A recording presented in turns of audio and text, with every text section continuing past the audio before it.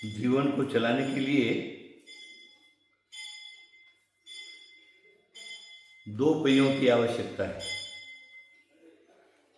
गृहस्थ में स्त्री और पुरुष दोनों होते हैं तो संसार परिवार सब आगे बढ़ता है। उसके बाद अगर धार्मिक स्थिति को देखते हैं तो दो चीज चाहिए, एक गृहस्थ और एक साधु। साधु के बिना गृहस्थ नहीं, गृहस्थ के बिना साधु नहीं। साधु को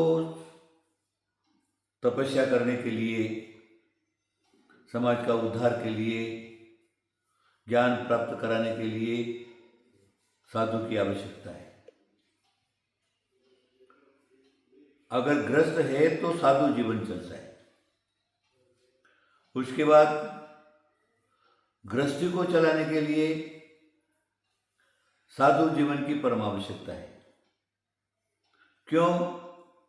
सद्मार्ग अगर कोई दिखा सकता है तो साधु समाज दिखा सकती है। साधु समाज, वो विज्ञानी साधु समाज, तत्वज्ञ साधु समाज, धर्म को समझने वाली साधु समाज, समाज को समझने वाली साधु समाज, समाज के व्यवहार को समझने वाली साधु समाज। इसलिए गृहस्थ और साधु इन दोनों का जोड़ा है। दो से चलने वाला काम एक से नहीं चल सकता। रथ के दो पहिए होते हैं तो रथ चलता है, एक पैर से नहीं चलता। उसी प्रकार चाहे साधु धार्मिक व्यवस्था हो, चाहे गृहस्थ की सांसारिक व्यवस्था हो, सब जगह दो को जोड़ा है।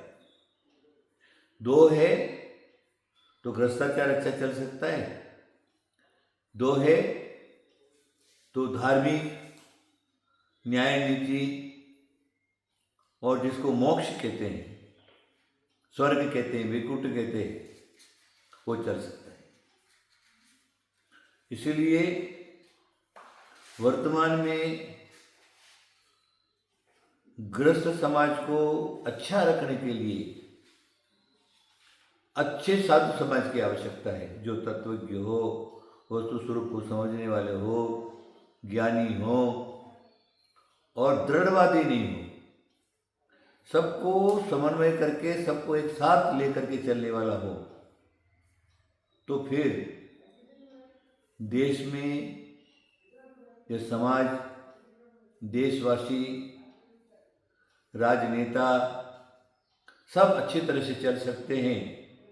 इति भीति व्याधि ये कभी नहीं हो सकता, क्योंकि साधु लोग गृहस्थ का खाते हैं, भिक्षाचर्या करके खाते हैं। चाहे हिंदू समाज के साधु हो या अन्य समाज के साधु हो या जैन समाज के साधु हो, चर्या तो सबकी भिक्षा है। गृहस्थ के द्वार पर जाना पड़ता है, उसको मांगना ही पड़ता है। जैन समाज का साधु धर्म लाभ करके और गृहस्थों के घर पर जाता है।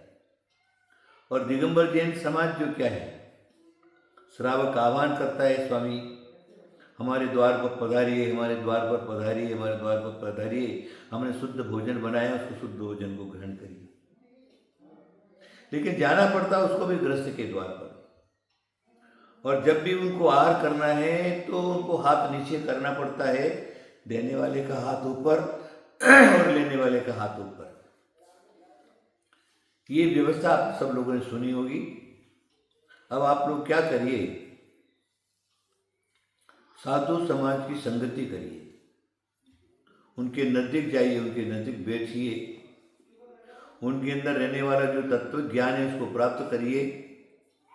उनके अंदर तपस्यन की जो आभा है, प्रभा है, उसके अंदर बैठिए, उसको ग्रहण करिए। तो आपके शरीर की ऊर्जा जो है वो ऊर्जा फैल जाएगी, अच्छी ऊर्जा आपके अंदर आएगी साधु की तपस्यन की।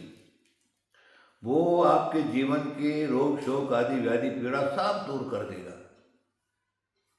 हमारे जैन शास्त्र में लिखा हुआ है, साधु खड़े हुए तपस्या कर रहे, राजा की रानी को सांप काट लिया। राजा ने ला करके मुनिराज के चरणों में दे दिया, रख दिया, तो मुनिराज के शरीर की हवा लग करके रानी के शरीर का जहर जो है सांप काटा हुआ जहर उतर गया। तो तपस्वी तो तपस्वी होता है, और फिर घोर तपस्वी हो तो उसकी कहना ही क्या बात है। इसीलिए ऐसा लिखा है, संगति कीजिए साधु की। वाह वाह, क्या बढ़िया बात है।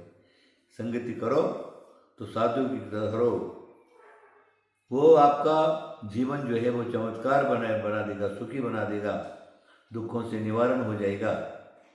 इसलिए अपने को क्या करना है, साधु समाज की वर्तमान में परम आवश्यकता है, और साधु समाज की परम आवश्यकता है, साधुओं के संरक्षण की परम आवश्यकता है, और साधु का लाभ उठाने की परम आवश्यकता है।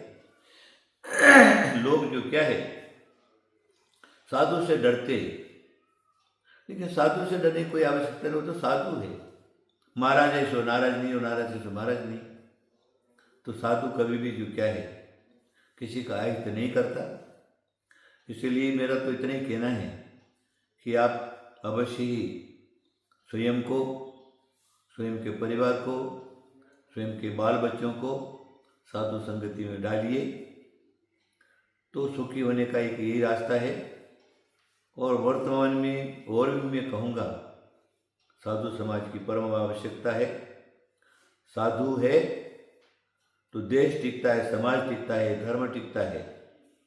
जिस दिन साधु समाज अस्त हो जाएगा, साधु समाज में रहने वाला चरित्र है, संयम है आदि अगर नहीं रहेगा, नष्ट हो जाएगा, उस दिन इस देश के ऊपर जो क्या है, इति भीति व्याधि उपसर्ग और प्रलय, ये सारे के सारे हो जाएंगे। इसलिए हमें क्या करना है, साधु की संगति में अवश्य जाना है और अपना कल्याण करने के लिए जाना है। आशीर्वाद आशीर्वाद आशीर्वाद।